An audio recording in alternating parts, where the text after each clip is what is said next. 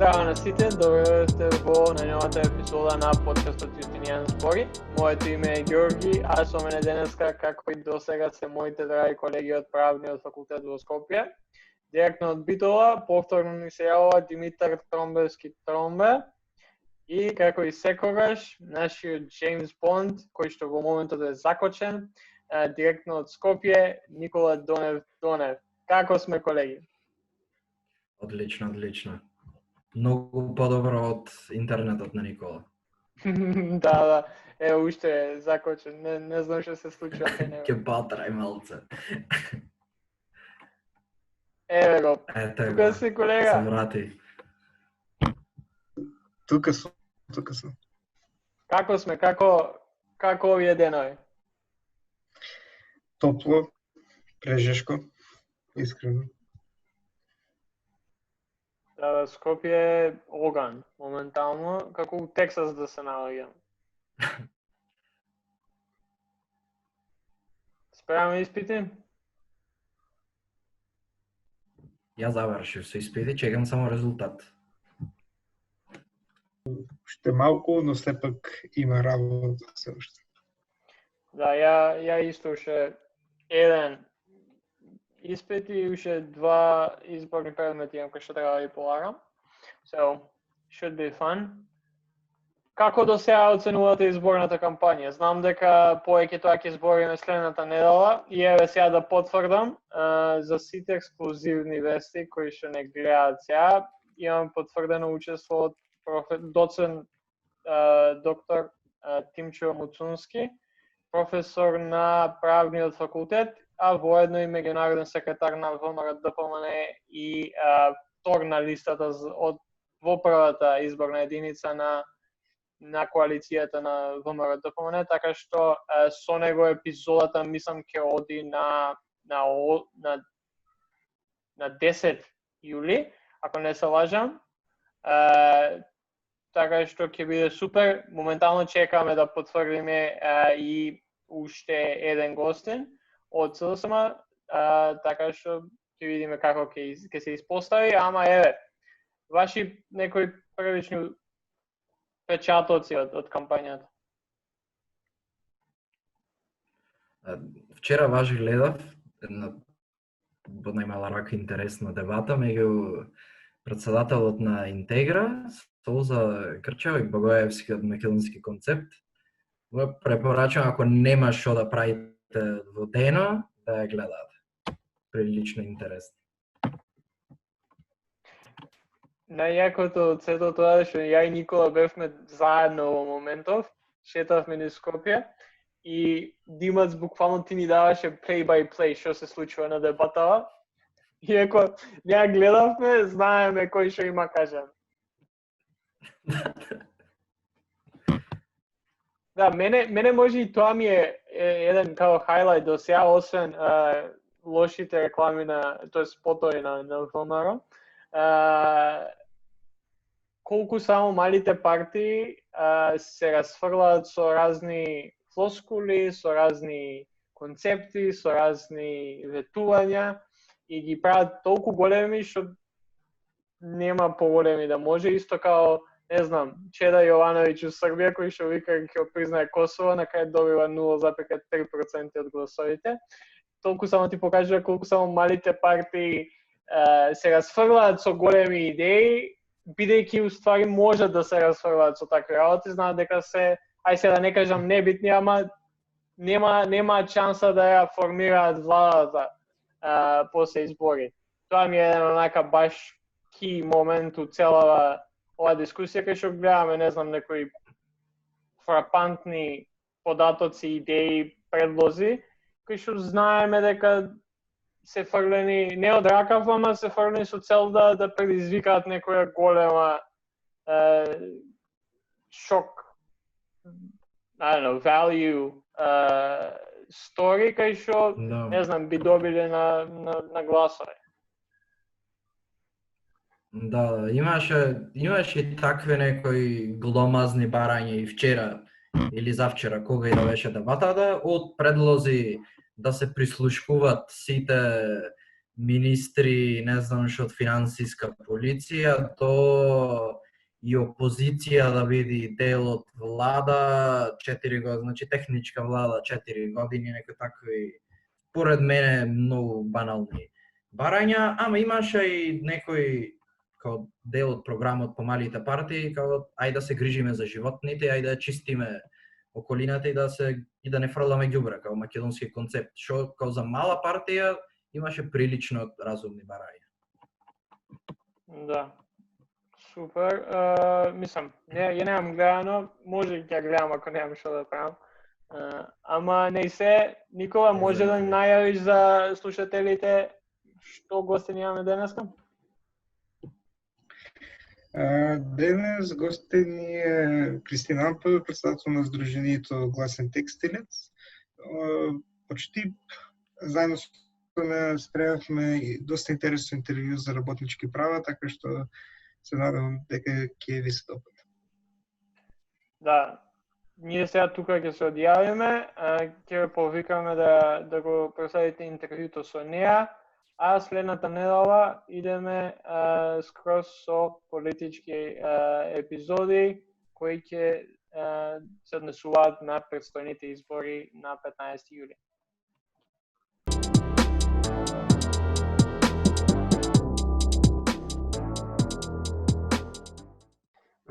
Здраво на сите, денеска на посебно задоволство имаме Кристина Ампева, председателка на Сдружението Гласен текстилец, или како што е попозната во јавноста како штипската Клара Цеткин.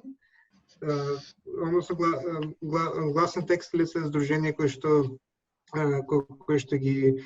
што ги застапува и се бори за правата на работниците, посебно во текстилната и кожарската индустрија, која што е доминантна на истокот, посебно во Штип. Така што, добро дојдовте, Кристина, и навистина благодарам за ова интервју.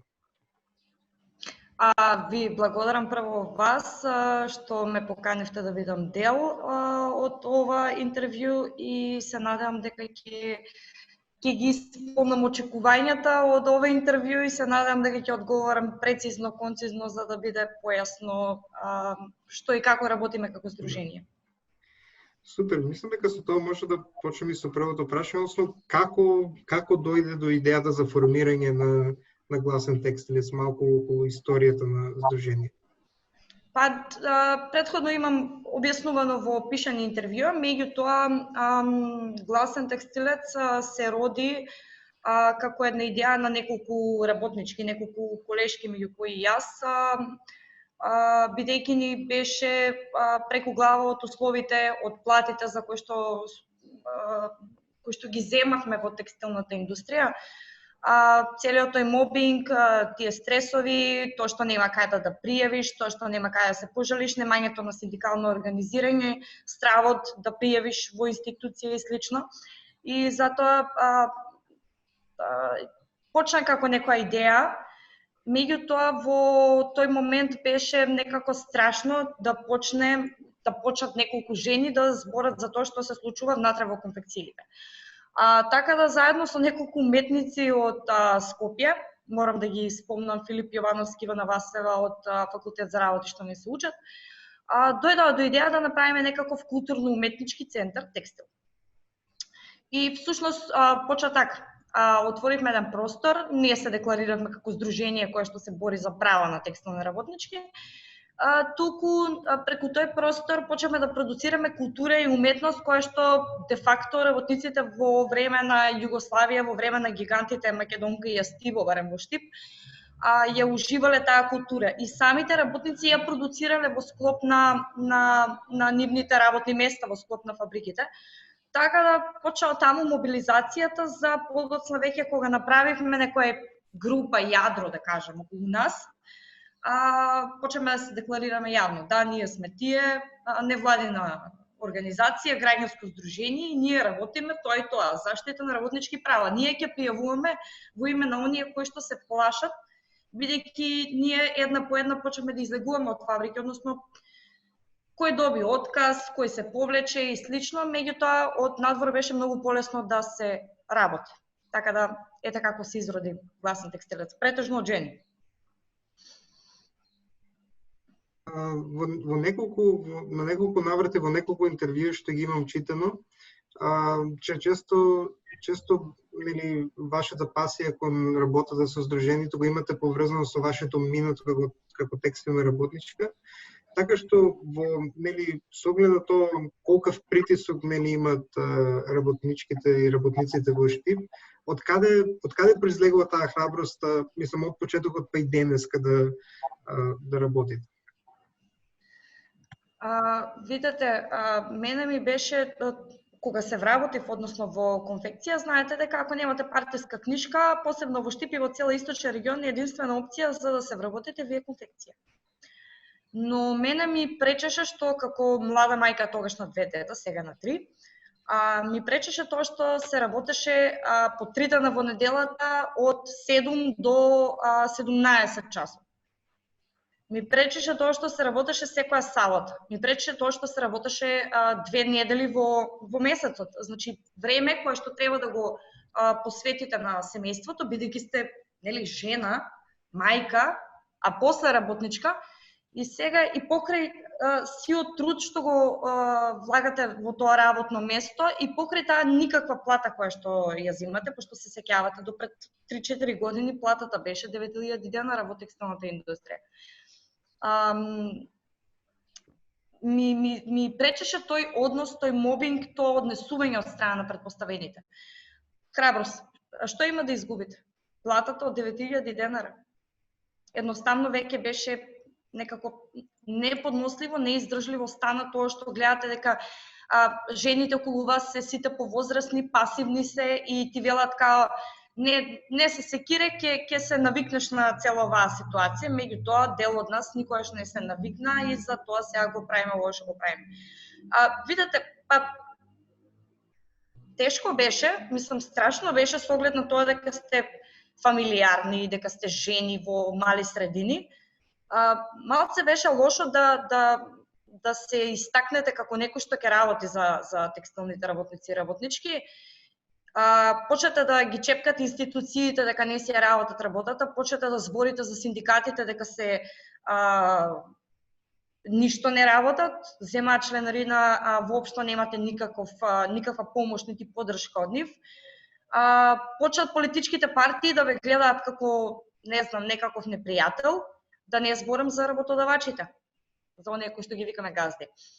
Така да свесно влеговме во цела оваа приказна, знаејќи ги сите оние несакани ефекти кои што може да се случат, така да имавме и неколку пати и кршење на просториите во претходната канцеларија каде што работевме како активисти, односно претходниот културно-уметнички центар Текстил, имавме еден куп притисоци, партиски препукувања и слично одеа преку нас, меѓутоа еве сме тука, не дозволивме до сега никој да не обои со ниједна боја и колку и на некој да не му се свиѓа тоа што гласен текстилец е, не знам, повидлив од многу синдикати и што направи многу за овие 3 години, за тема една која што никој не ја спомна 30 години, од една страна сега гледаме дека ги гледаме ефектите.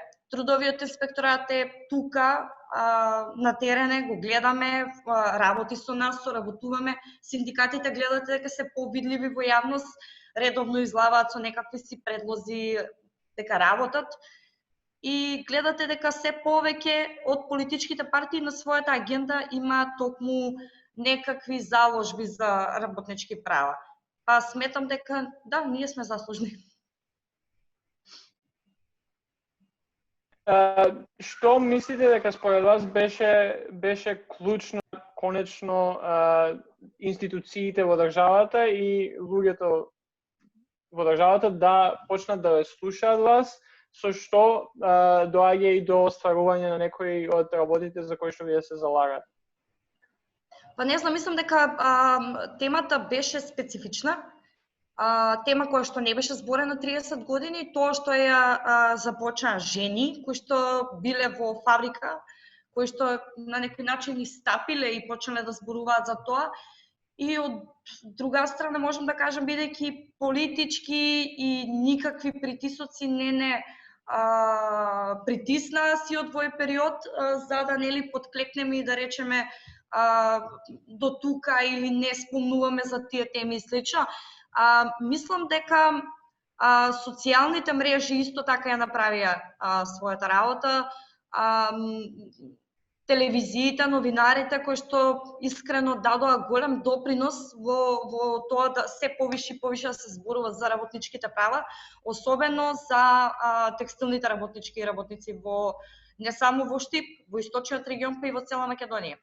Така да мислам дека од една страна тие социјални мрежи, Facebook, Twitter, Instagram кои што и кај нас младите нели ги користат преку здруженијето да ги промовираат активностите кои што ги работиме и сите новости, но и новинарите дека многу ни помогнаа во оваа битка. Мислам дека без нив немаше многу работи да се сменат, многу работи да се случат, почнувајќи од самото тоа што постојано се збори сега за работнички права, без оглед на тоа за каде е.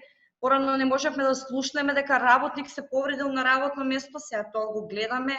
Се повеќе организации, иако не работат со работнички права, сепак даваат поддршка, се интересираат, работничките права се и човекови права, така да овде може да се спомни и поддршката што имаме од неколку граѓански организации. Еве Хелсиншки комитет работи со нас веќе 3,5 години, партнер без кој што Гласен текстилец не може да ја има оваа канцеларија која што еве сега можеме сами да работиме, да ја одржуваме, да даваме правна помош и слично. Тоа беа неколку склоп на настани, склоп на луѓе кои што помогнаа нели Гласен текстилец да биде ова што е денес и овие сите работи што можеме да се пофалиме денес.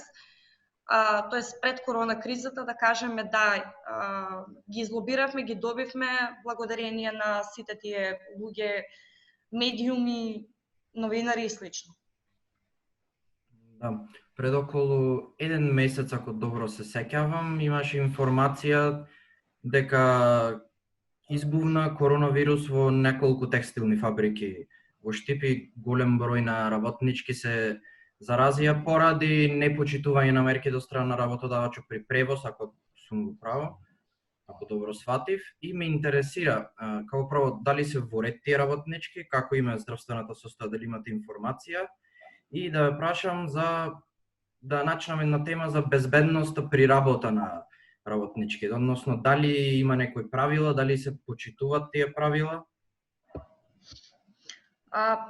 Вака, да, со оглед на фактот дека ние уште во почетокот на кризата, можам да кажем уште во првата половина од март, бевме на разговор и со синдикатите, и со влада, и со организација на работодавачи, ние дадовме конкретни предлози. Ние побаравме да се сопре животот во Македонија на 2 недели, за да ние сега не го живееме ова. Меѓутоа, некако не бев сватена сериозно од оние кои што треба да бидат наши поддржувачи пред се.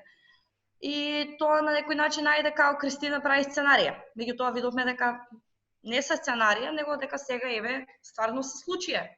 И е вистинско ова што се случи. Затоа кога видовме дека нема да можеме да го направиме тоа како мала организација, не сме толку влијателни, силни и моќни, почнавме со апели, со наши препораки, со наши укажувања, се со цел да се намали штетата. Што значи тоа? Значи, први излеговме уште во март месец заедно со нашиот правен тим да кажеме дека еве моментот е да се користи годишниот одмор и тој да се даде, например, во Штип сите фирми да го дадат во еден ист момент. Значи, 2 недели да имаме затварање, локдаун на сите фабрики, на сите капацитети. Не зборам само за текстилни компании, туку овде имаме и странски инвеститори кои што вработуваат огромен број на луѓе. Штип не е работодавач само на штипјани, туку е работодавач и на околните градови и села. Значи, кај нас доаѓаат работници од Радовиш, од Кочани, од селата наоколу, од Кратово, така да знаевме дека ќе дојде до ова што дојде. Како што кажав, дадовме неколку сетови на мерки и препораки, меѓутоа мислам дека касно сватија и касно почна институциите да ги применуваат, работодавачите, превозниците. Требаше да изиграваме полицајци по улиците ни Штип, да сликаме секој ден и да покажуваме наоколу како изгледа превозот во Штип. Ние кажавме дека превозот ќе биде проблематичен. Не можете вие во еден автобус да качувате 70 работници и работнички. Посебно да ги собирате од сите околни градови и да ги носите во неколку фабрики ни Штип. Се знаеше дека ќе биде ова и тоа беше пропустот кој што беше направен од страна на институциите, бидејќи без нашите укажувања. Тоа се луѓе кои што се платени, кои што требаше да го знаат ова, бидејќи ние не сме епидемиолози или институции за да донесеме наредби. Меѓутоа се случи тоа што се случи, вирусот се шири за жал и многу околни градови се заразија од нашите комплекси овде. Така да, ако сега, да, превозот е регулиран. Пред нашата канцеларија седиме и ги гледаме фактички како тоа изгледа. Се движиме низ градот пак. Ја пратиме ситуацијата, меѓутоа тоа не е така и во останатите градови. Затоа неколку пати алармиравме, меѓутоа за жал немаме тукава моќ да бидеме секаде и да внимаваме на такви некои работи кои што се уредени веќе, нели, со одлуки, со уредби на владата за како мерки за спречување на ширење на вирусот. Безбедност и здравје при работа. Кај нас очигледно уште сме назад со тоа прашање, со оглед на тоа дека ние имаме, за разлика од останатиот регион кој што е сличен или ист како нашиот, Албанија, Косово, Црна Гора, Босна, Србија, можам да кажам дека ние имаме доста многу повреди при работа и смрт на работно место. Меѓутоа сметам дека се уште не сме доедени до тоа ниво да збориме за безбедност при работа, пошто ние секоја година, еве сега баш ќе почнат жештините, ние мора да алармираме за да се вклучат климите во погоните. Значи, пак ќе кажам, има работодавачи кои соодветно внимаваат и на овие уредби и мерки кои што се донесени од владата за спречување на вирусот, ги имаат сите потребни работи кои што се потребни за еден капацитет кој што вработува толку голем број на луѓе. Меѓутоа ден денеска ние имаме проблеми со тоа да ги натераме работодавачите да ги уклучат климите. Бидејќи во тие погони 35-36 температура е најмалку. Така да мислам дека многу сме назад со оваа тема и со оглед на тоа дека имаме само едно професионално здружение кое работи на безбедност и здравје при работа, мислам дека сме назад како држава. Се надам дека ако влеземе во Европска унија, мислам дека многу повеќе ќе се внимава на тоа, бидејќи во другите напредни земји многу се внимава за благосостојбата на вработените и тоа во какви услови работат. Кај нас баш и не е така. Вие ден денеска имате конфекцијски погони кои што работат во подруми. Така да, мислам, многу сме назад. Многу. Меѓутоа, од оно што можеме ние да го направиме како граѓанска организација, пример, пред 2 недели имавме во една текстилна компанија овде, каде што ни беше дојавено дека е нечисто, дека не се одржува хигиена, дека нема дури ни течни сапуни со оглед на ситуацијата со коронавирусот. Имаме супер соработка со тукашниот инспекторат за труд и инспекторат за безбедност и здравје при работа. Беше излезено веднаш на терен по наша писмена представка, така да се преземени сите действија, во спротивно инспекторатот може да наложи затварање на фабрика се додека не се отстранат недостатоците. Меѓутоа, тоа е кога сме запознаени, кога ќе ни биде тоа дојавено, кога имаме потребни докази, Мислам, во зависност од тоа што сакате да пријавите. Например, за да пријавиме за безбедност и здравје при работа, нас не ни треба докази. Доволно е работниците да кажат дека нема сапуни. Значи, тоа е доволна причина за да ние не можеме како граѓанска организација да влеземе внатре, бидејќи не сме синдикат или институција. Меѓутоа, инспекторката овде што е за безбедност и здравје при работа, веднаш се упатува и одма сме информирани како да кажем, во ред функционира. Ако сме запознаени, ако не сме, не можеме да знаеме. Сепак има над 60 текстилни компании само во Штип. Еден од механизмите како државните механизми како да се заштитат и правата на работниците и безбедноста и здравето на работниците е трудовиот инспекторат. Па ме интересира дали имате некој искуство со трудовиот инспекторат и како би оценали нивната ажурност при одбрана на тие права и безбедност и здравето на работниците?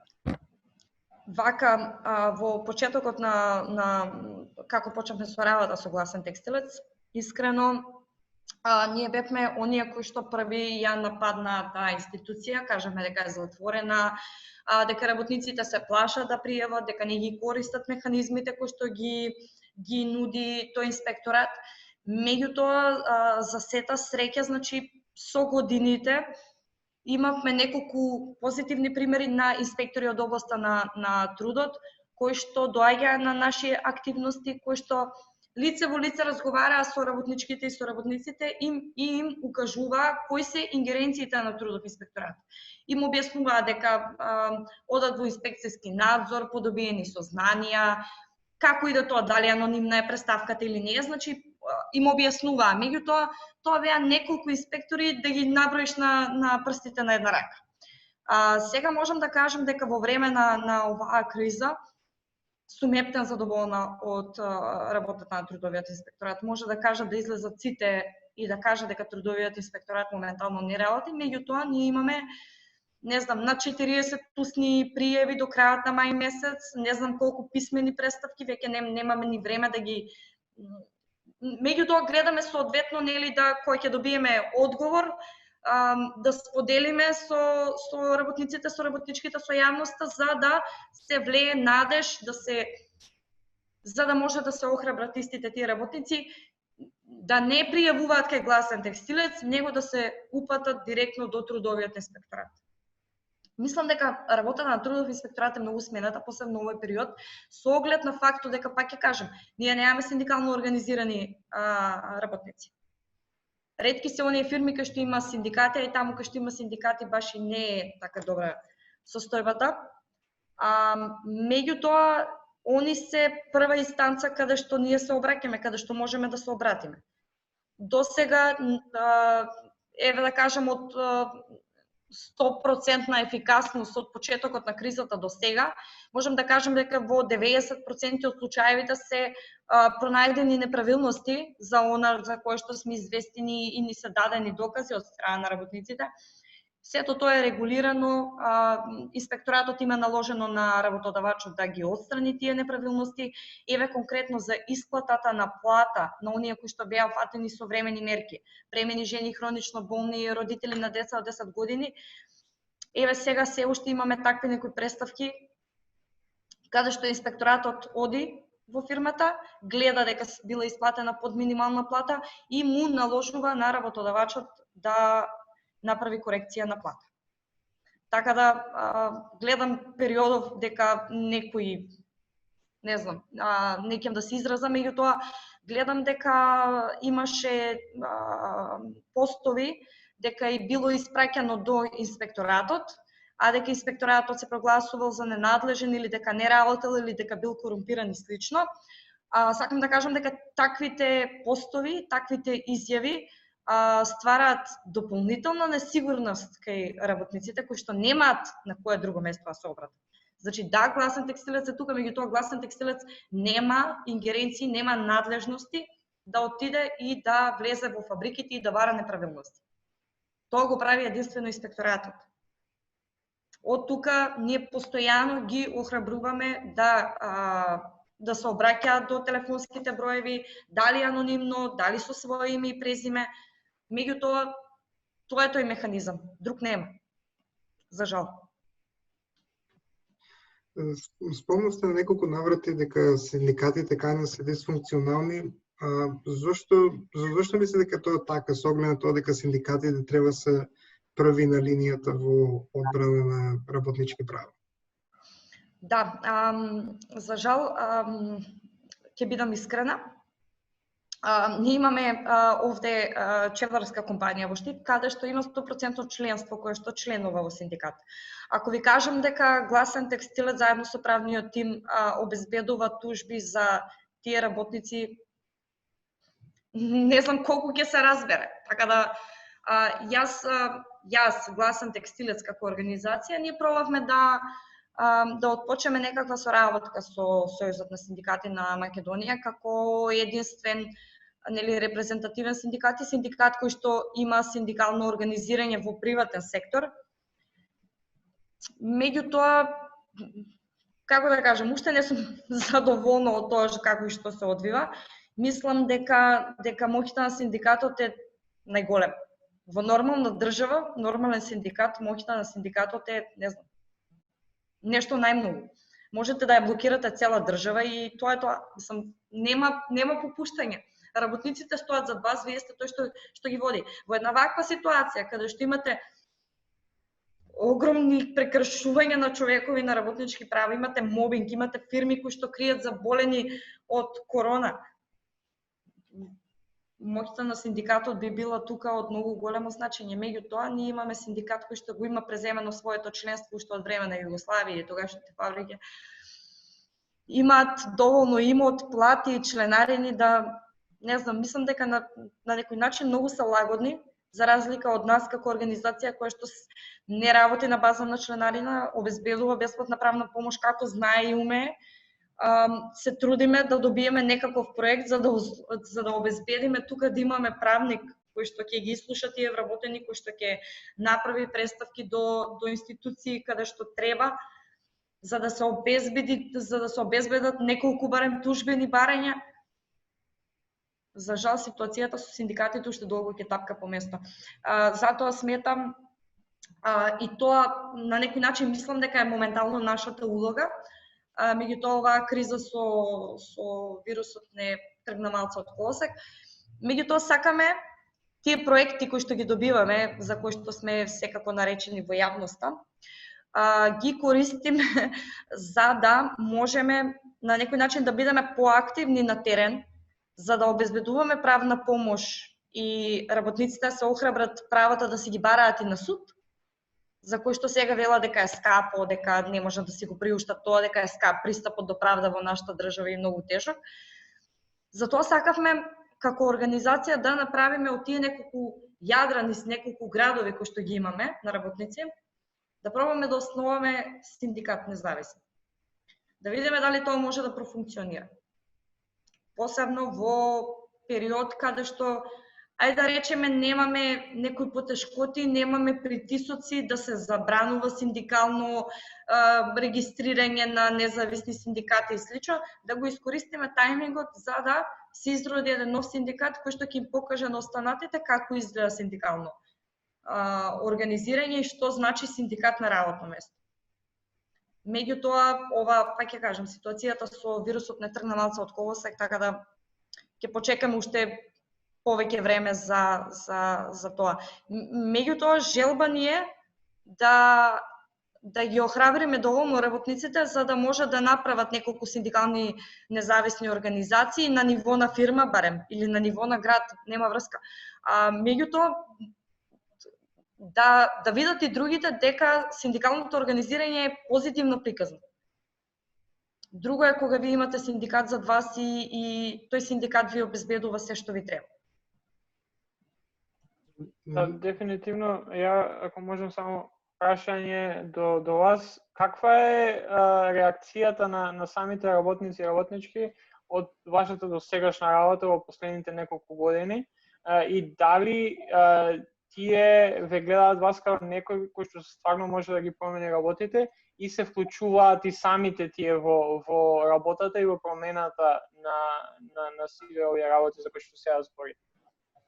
Па видете, благодарение на тие работнички, ние во кој град да отидеме, например да се јавиме на тие работнички, не знам, во Делчево или во Скопје или било каде, тие ги алармираат останатите нивни колешки и викаат како од Гласен текстилец ќе дојдат, ајде да имаме едно кафенце со нив да испиеме. тие се тие јадра за кои што цело време зборам и кои што ги активираат и останатите околу нив.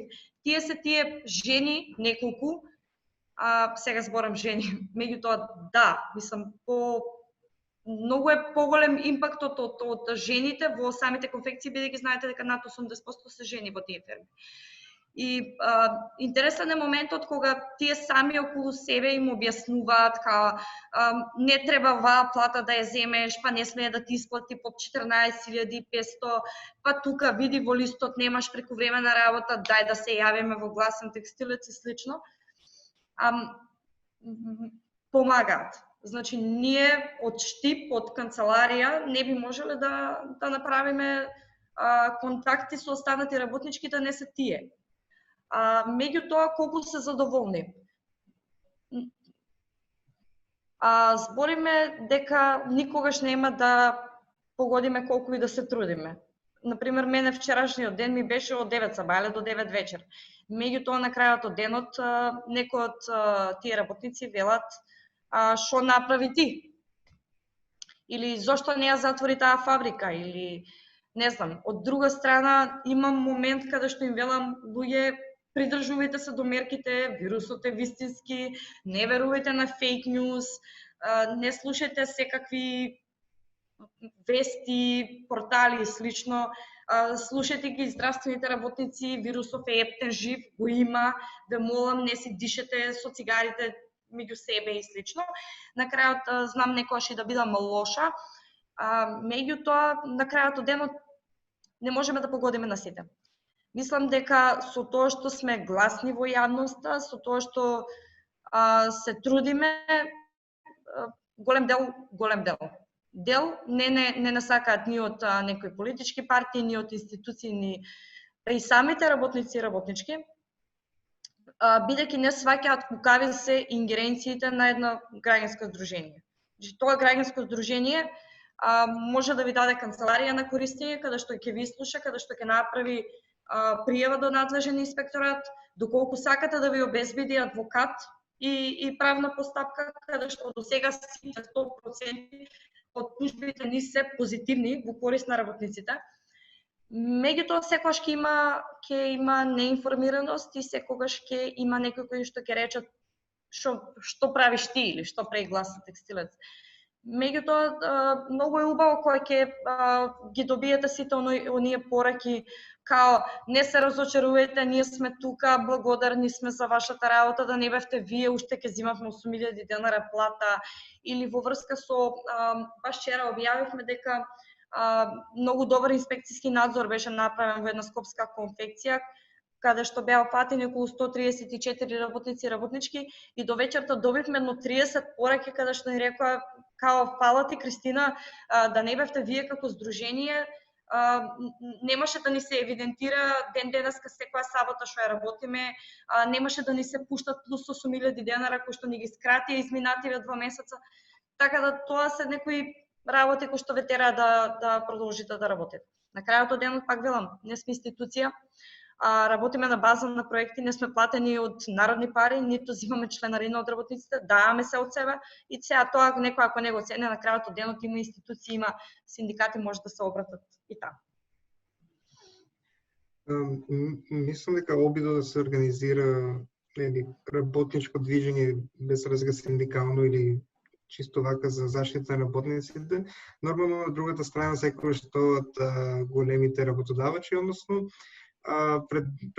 мислам дека година дена беше или така нешто, имавте интересна дебата со еден представник од кластера на работодавачи во текстилната индустрија, па би ви прашувал каков е нивниот однос према вас и какви се нормално односите со оглед на тоа дека најчесто барем мислам дека тие би имале слика како некој што ги прекоси во работата и да го крши законот. Па редно време беше, нели? Вака. Да, значи до пред 3,5-4 години се правила дека не преципираа, дека сме минорни, дека само нешто како џавкаме во јавност и ништо. Меѓутоа, сега сметам дека со дел од работодавачите, многу мал дел, за жал многу мал дел, започнавме некаква комуникација, некаква соработка и имавме и неколку средби во влада. Меѓутоа, тие секогаш ќе си ја бранат својата страна. Ние сме тука за да кажеме која е нашата страна, која е нашето видување на работите, да ги браним интересите на работниците и работничките. Добро е што сега, да речем, самиот Ангел Димитров, кој што е председател на Организација на работодавачи, на последното интервју, на последното телевизиска емисија, каде што се вклучи в онлайн, кажа АМПВ е во право. Така беше. Превозот беше проблематичен. Да, така е. Веќе немате, не се ни конфронтираат веќе. Така да остана голем дел од оние што се обидуваат да ги заобиколат законите и сега оваа ситуација прилично им дава можности, бидејќи не можеме да ја следиме ситуацијата секаде. Меѓутоа, еве, со текстилниот кластер, со Маријана Перковска, со која што се каравме лани во интервјуата, сега имаме комуникација, не велам со работка, меѓутоа комуникација. Зборуваме за економските мерки, зборуваме за отпуштени работници, зборуваме за тоа како ќе се одрази цела оваа ситуација со глобалната пандемија кај нас во државата, во однос на текстилната индустрија, бидејќи, како што кажав и пред неколку месеца, мислам дека текстилната индустрија не ги гледа уште оние штети кои што доправа се очекуваат. Имаме комуникација со организации на глобално ниво, кои што прават притисок на модни брендови и каде што гледаме дека полека стигнуваме за да ја следиме ситуацијата, бидејќи голем дел од работниците останаа без работа и ќе остануваат без работа. И тоа е неминовно. Пак ќе кажем, оваа ситуација не знаеме како ќе се движи, кога ќе биде натаму штетата, бидејќи пак ќе кажем, мислам дека се уште текстилната индустрија ја нема осетено штетата која што доправа ќе се случи, бидејќи тек сега почињаат банкротирањата на модните брендови. Меѓутоа, секоја соработка е плюс. Мислам дека во оваа ситуација треба да бидеме не на исто, меѓутоа да имаме разбирање со текстилниот кластер и со организација на работодавачи, за од една страна да видиме кои се мерките кои што ќе им требаат на фирмите и на работниците, се со цел нели да се зачуваат работните места, да се дава плата, да се внимава на здравјето на работниците. Меѓутоа, пак ќе кажам, далеку сме со свест од тој социјален диалог. Битно нешто е започнато, се надевам дека ќе продолжи таа комуникација. Но додека се плашат од синдикално организирање во фирмите, мислам дека ќе ни оди тешко дебатата и социјалниот диалог. Да. Јас како студент по трудово право, често сум работел и сум разговарал со адвокати кои се занимаваат со трудово право и работни односи, често ти вика дека работниците ретко барат да си заштитат своите права во судскиот систем, но како што врви времето, се така повеќе добиват храброст, ако можем да кажем, да си ги заштитат своите правата пред суд. Па ме интересира ваш став околу тоа, дали е тоа точно, дали се зголемува можност судската заштита на работниците? Видете, само што завршивме со еден проект од Фондација Отворено општество, каде што направивме разговори со 400 работници, теренски анкети избориме, кои што ја оценуваа работата на институциите како Трудов инспекторат, Народен правобранител, каде се обраќаат, и можам да кажам дека иако огромен дел од нив вела дека скапе пристапот до правда или скапи се овие судски постапки, сепак во анкетата се бележи дека најзадоволни се од исходот во судската постапка. Искрено да, работните спорови се скапи, тоа го знаете. Тука имате вешти лица, тука имате тужба, судски такси и слично. Така да еден работник кој што до вчера земал 9000 денара плата, мислам дека нема да си дозволи да бара правда на суд. Башка ние имаме еден феномен во нашата држава, еве ќе спомнам неколку странски компании изминативе години каде што имаше штрајк и каде што истите тие инвеститори ги оставија работниците со по 2-3 каде имаш и 8 неисплатени плати. Едноставно ја затворија фабриката и нема никакви реперкусии. Во една од тие фирми во Крива Паланка, Кадорото, Хелсиншки комитет за човекови права им даде бесплатна правна помош и застапување пред суд. Меѓутоа, постапката се влечеше бајемеди време. Овде видовме како не функционираат институциите кои што требало да ги запленат машините, да направат стопирање, не знам што, веќе како беше тоа, помина неколку години. И гледате дека нема кој да го спречи истиот тој работодавач кој до вчера земал субвенција од државата за да дојде тука и отвори работни места со минимална плата. И не можете да си ги наплатите парите од суд. Значи, друго е кога имате фирма која што е ликвидна и каде што можете да ги земете парите преку извршител или како и да е. Меѓутоа, еве сега, баш поради тоа, сакаме во новиот закон за работни односи да ставиме нешто кога некоја фирма е неликвидна или кога гледате дека неколку плати не минат, што треба институциите да направат, што моментално не е во пракса и тоа е голем проблем. Значи, сметам дека пред да дојде до судска постапка, бидејќи сепак е скапа, еден работник не може да си ја дозволи со минималните примања. Меѓутоа, тука сметам дека се институциите кои што треба да внимаваат на тоа. Пример, УЈП. Платите минат преку УЈП и вие гледате за доцнување. Бидејќи Кристина Ампева, ако не си пушти плата до 15 во месецот, УЈП праќа порака дека ќе ја блокира сметката на здруженијето. Зошто тоа не се случува во останатите фирми, например? Тука се тие институции кои што би требало да повнимаваат пред да се случи тоа што ние имавме во минатото 3 неисплатени плати, 8 неисплатени плати, каде имавме 18 неисплатени плати. Мислам дека институциите многу затајуваат во својата работа.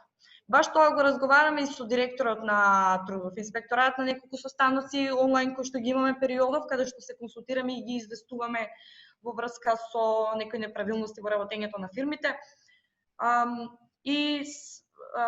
Тоа го реков. Зошто да го малтретираме Трудов инспекторат да излова на терен со капацитетот мал, бидејќи знаеме дека постои дефицит во кадарот во Трудов инспекторат. Ви имате 20 инспектори во Штип, имате еден во Делчево. Така да без веза е да барате од Трудов инспекторат да оди во сите конфекции, кои во Штип, например, се 60, и да внимава дали е исплатена минималната плата на бремена жена која што седи дома со бремени мерки. Зошто УЈП не внимава на исплатата на минимална плата кај тие луѓе? Тие се тие некои затајувања кои што на крајот нели треба да ги бараме во судска постапка, меѓутоа додека имате фирми кои што немаат никаква одговорност, си заминуваат од државата. Моментално тоа ни се случува сега во Валандова, каде што имаме еден работодавач од Грција кој што не е исплатил плата од март месец. Велите што се случува, како да одиме во судска постапка кога на крајот работниците ќе имаат победа само на лист хартија. Нема да може да ги наплатат парите. Затоа сега и со адвокатското друштво со кое што работиме во Штип, со кое што функционираме веќе 5 години наназад, кои што ни помагаат многу во работата, обезбедуваме застапување пред суд заедно со нив. Ги знаеме нели кукави се трошоците, меѓутоа знаејќи ги доходот на работниците, велиме ајде, ако имаме за сигурност дека работниците ќе ги наплатат своите тужбени побарувања од работен однос, ајде да тужиме. И на неколку пати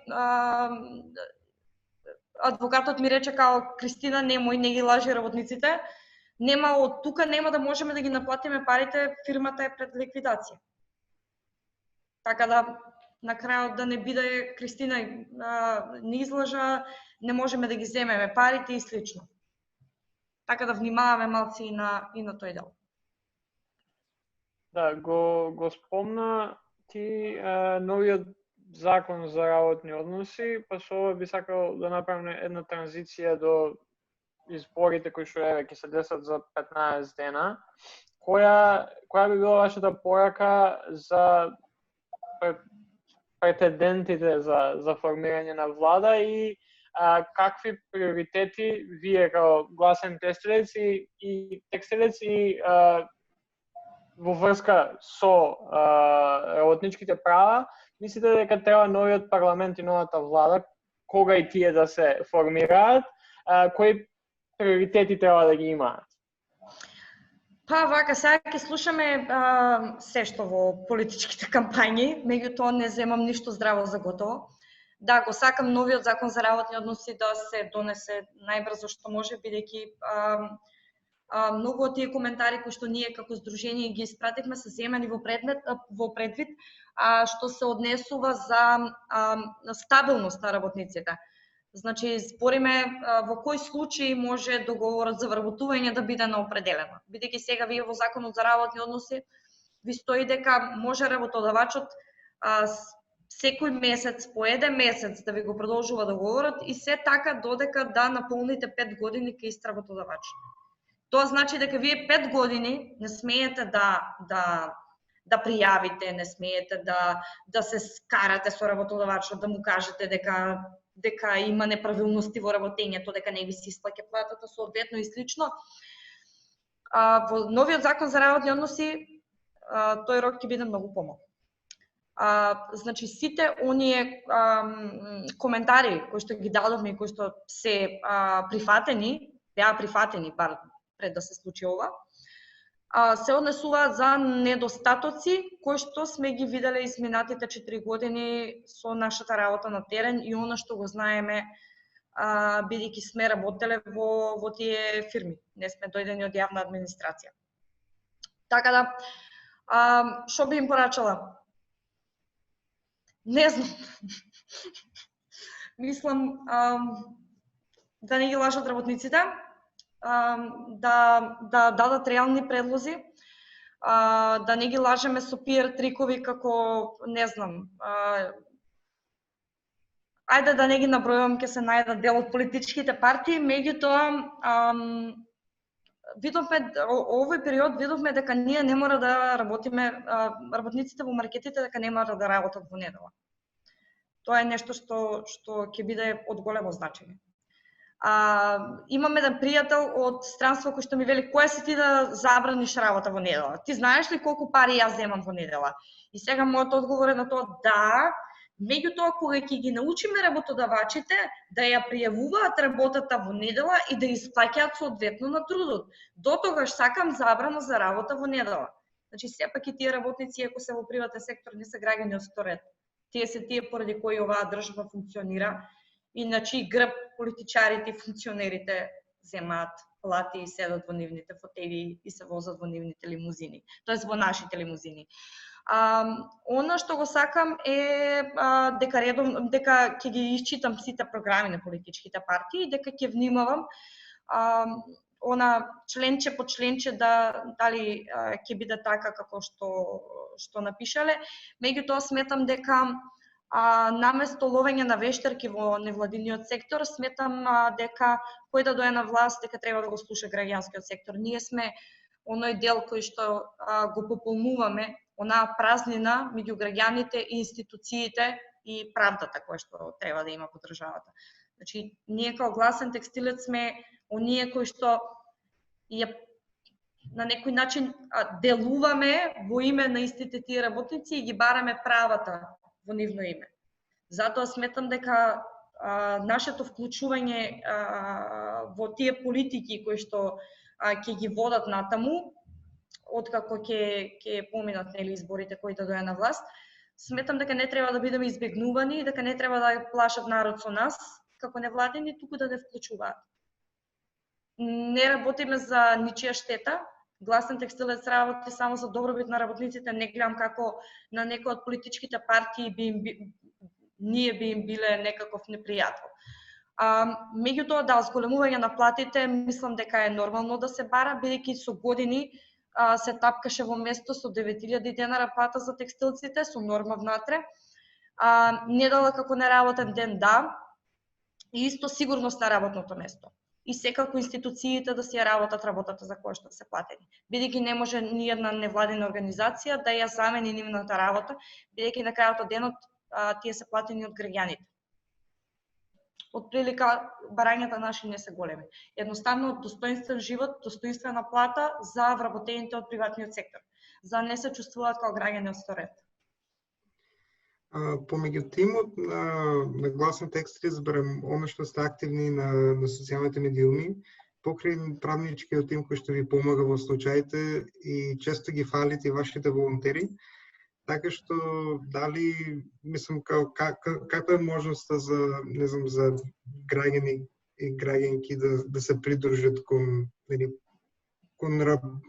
работата со вас како волонтери, а и сега овде би го спомнал и фактот што и покрај тоа што сте граѓанско здружение, пак имате дел од оној уметнички активизам со кој што го почевте, така што еден од поубавите мурали на влезот на градот е токму од вас, така и за текстилијата посебно. Така што може да коментирате околу тоа. Како што кажав, значи ние не почнавме како еве го здруженијето ќе се бори тука за работнички права, ќе дига револуции, туку почнавме како на некој начин како културно-уметнички центар текстил. Меѓутоа ние сами по себе не сме некои културњаци, туку тоа се колегите останатите граѓански активисти од Скопје претежно, кои што со години работат со нас и преку кои што научивме дека можело преку култура и уметност да почнеме да збориме и да се бавиме со навистина проблематични и суштествени прашања.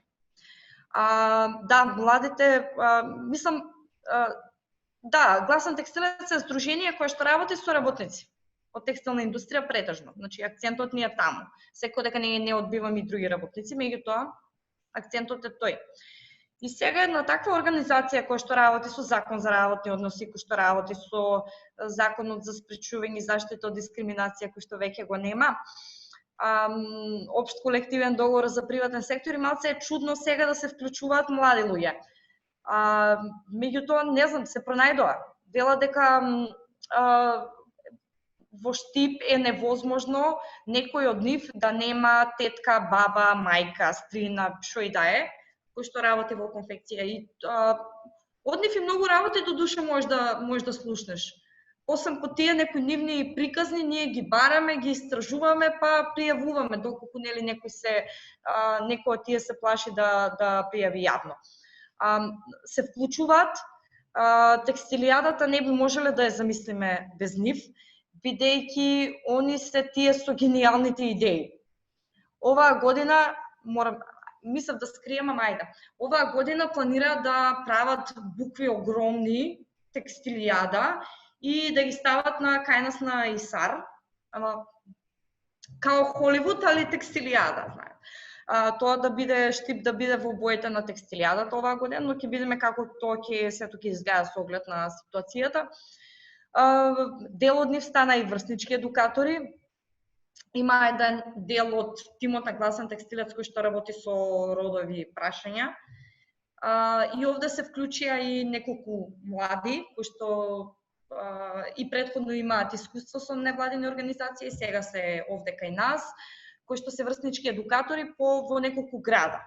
Во средните школи во неколку града, не само во Штип, година беа во Кочани, мислам дека беа во Каменица. Не можеме да си замислиме активност без нив. Они се тие кои што се со млади, гениални, шарени идеи. Тој нивен активизам не бутка и нас како повозрасни веќе членови. Весело е со нив, од една страна. Многу е убаво кој ќе дојдат во канцеларии, вие цел ден се нервирате тука со инспекции, со надзори, со адвокати, со тужби. и на крајот ќе дојдат како што има, ајде да правиме ова, ајде да правиме оно. Они цело време имаат некои идеи кои што ние гледаме некако да ги избуџетираме за они да може да ги изведат, дали на текстилијада, дали на било каква активност. Филмови или ќе се гледаат што и да се прави, бидејќи гледавме во овој простор да ги имаме сите елементи кои што и на нив им се потребни за они да го гледаат просторот како свој. Нивна идеја е да се лепи зидов со весници, слики, графити, значи многу важен дел се од работата на гласен текстилец. И пак ќе речам, гласен текстилец и еве конкретно јас придонесувам само на пример кога требаше да се прави графитот на влезот во Штип, јас само кажувам дали е окей текстот и што треба да се додаде.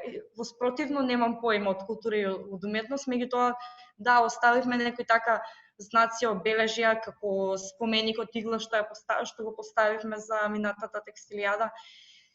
И овде морам да кажам дека многу е битна и поддршката од локалната власт.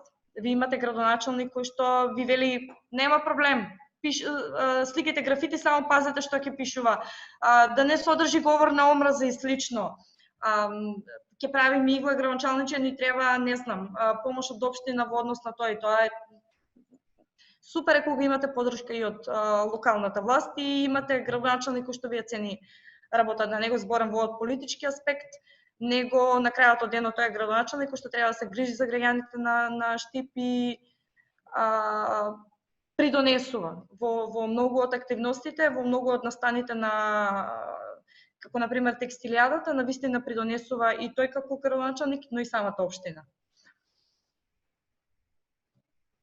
Мислам дека јас би имал уште едно прашање пред да го привршим ова, односно как на неколку наврати го спомнавте и родовиот аспект на целата ваша работа, тоест и би ве прашал каде е местото на жените во борбата за работнички и посебно за човекови права?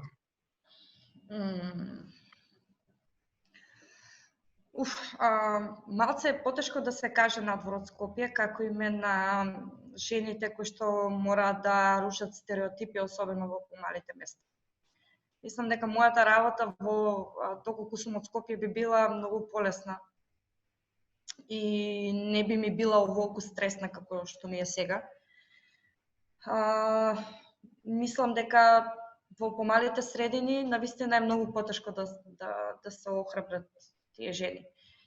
Бидејќи ви имате земјоделки од околните села кои што бидејќи немаат ни ден платен стаж работејќи по нивните имоти, доаѓаат на крајот да се вработат во конфекција за да отимислат на нивната пензија.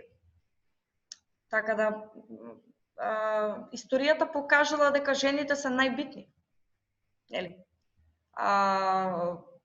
Онаа револуција која што се случила била започната од текстилни работнички, кои што се мнозинство работени во овој сектор. Меѓутоа, мислам дека на времето, што ја спомнавме Клара Цеткин и Роза, мислам дека имале многу пофер услови од тоа што ние го имаме денес.